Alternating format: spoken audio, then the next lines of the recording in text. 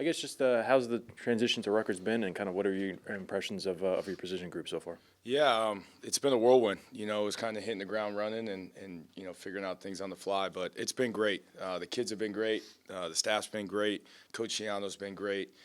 Close to home. So I love everything about being back. And like I said, the kids have done a great job. So it's been fun to come to work every day. Got two really productive, experienced defensive ends leading the way. You just talk about Wesley Bailey and Aaron Lewis. Yeah, two guys that play a lot of football here. 1,000+ snaps in the Big Ten. They come in with a ton of experience, with knowledge, and the thing I like most about those guys is they're just eager to learn more. The question or the thing I always challenge older guys about is, how much more can you learn when you know it all? They played in the system, they know the problems, they know what to do. How much more can they learn? And they've come in just wanting to get better, wanting to learn. So it's been great to work with those guys. They've been awesome.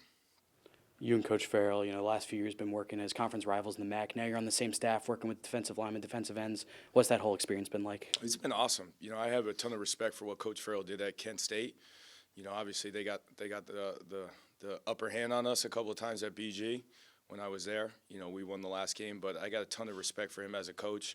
I think with us, it's a divide and conquer. Obviously, we ask sometimes our E's and R's to do some unique things, but I think the ability to have 4 eyes on our guys versus 2 is a huge positive for our guys. So it's been great.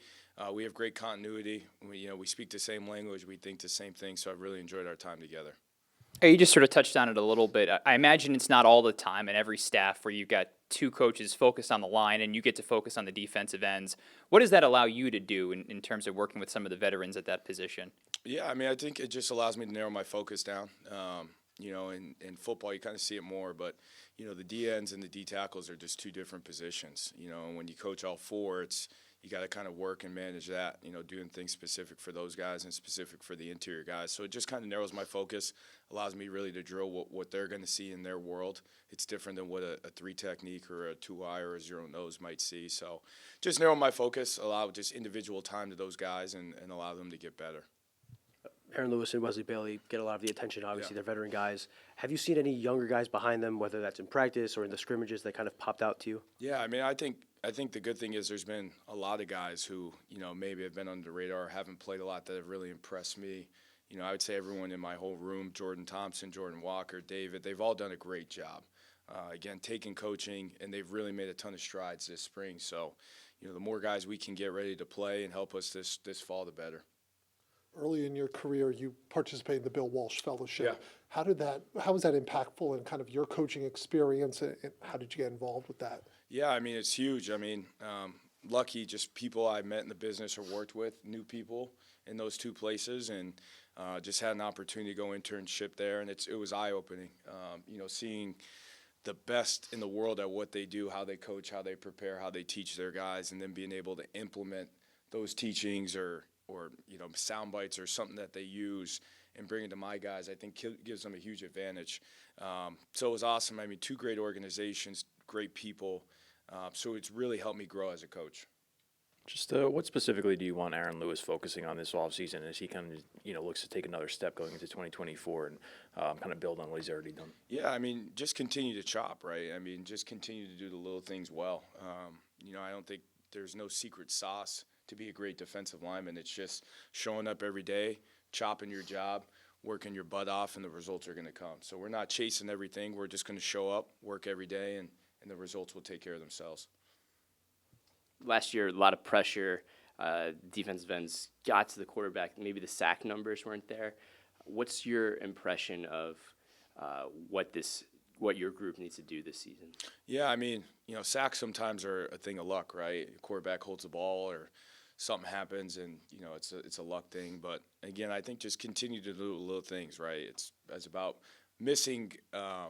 It's about, like I tell them, how you miss, not necessarily how you're getting your sack. So I think just, again, teaching them the fundamentals, teaching them that it's a process. It's not, you're not going to go out and win every single rush. Just keep chopping and keep working your moves, and eventually it's going to happen. All we need is to get them down once.